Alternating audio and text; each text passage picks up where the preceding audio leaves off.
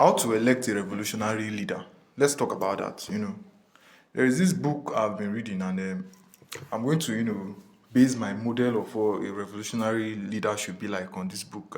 It's called The Pedagogy of the Oppressed, and it was written by Paulo Freire. I don't know if I pronounced that well. A Brazilian author, actually. And it's a very interesting book. You can pick it up and read it. It's called The Pedagogy of the Oppressed. And I've never, engaged with a book that, talks about revolution in such an interesting manner. You understand? So it gave, reading the book, I was able to coin out some qualities I might be discussing in maybe not just only in this video, subsequent videos too, because a lot of qualities I learned from there that a revolutionary leader should have. And I think this message is very, very important now that we are, preparing for elections in Nigeria. And some of these qualities I'll talk about now. One is the big man problem we have. One talks about the big man problem that we have in Nigeria. Big man. When we want to elect, the things we consider, this big man problem in our Nigerian politics, which has, really, really, really affected the nature of politics in Nigeria.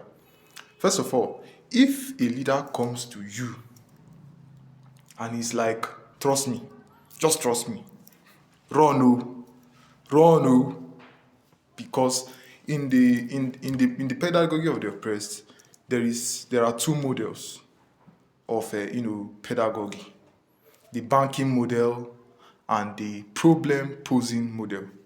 The banking model, simply the leader comes and just deposits whatever his own opinion is about leadership, whatever his own opinion is about your life, about leading. That is what he just deposits it in you and expects you to take it like that.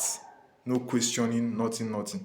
The problem posing model is more of a dialogical pattern where people just talk about you. It listens to your own opinion and it doesn't just impose what it thinks on you. For me, a revolutionary leader should should establish a dialogical system between him and his followers, between him and those that he wants to lead. That's one of the qualities we should look out for in a leader. Does he dialogue with you? Does he listen to the people's problem and not just comes out with his own facts, with his own ideas, and he just wants to impose them on the people without receiving constructive criticisms from the people and working on it and building up a model that favors the followers, the people that he wants to lead. It's very important. So moving on, this leader you want to elect, is he a system changer or a system joiner? Because in this book, in the pedagogy of the oppressed, Paulo Freire says something about the oppressed trying to become like the oppressor. Among the oppressed, there are sometimes charismatic ones who kind of lead, who kind of and aspire to become leaders, and they have this kind of charisma where they kind of like make the rest of the oppressed believe in them, and the oppressed will try to give them their support to become leaders.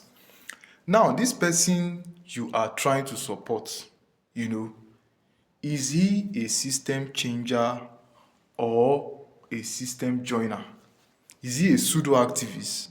This is a system people like Oshomole adopted and became, leaders through activism, and then people thought he was really a revolutionary, but he really had nothing to offer. He just wanted to become one of the oppressors.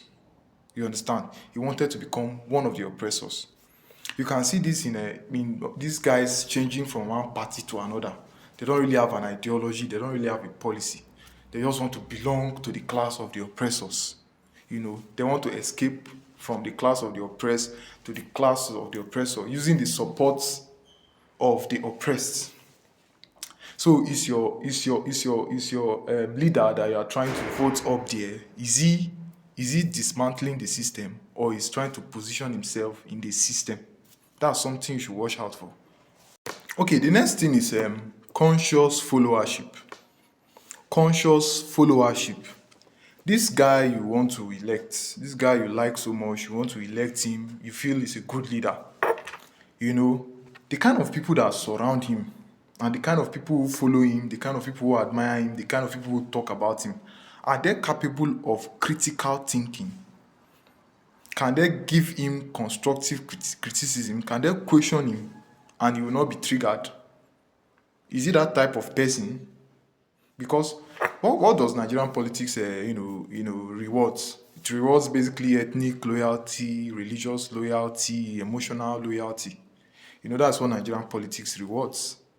You understand? So, but this guy you are, following, is he capable of, encouraging policy debates?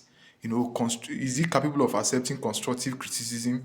Is he capable of publishing measurable goals? Is he capable of withstanding tough interviews without being triggered? A real leader is supposed to be able to withstand that. So you should watch out for that in whoever you want to elect. So moving on, is your candidate or your preferred, choice of a leader, is he humane? Does he treat people fairly or does he dehumanize people?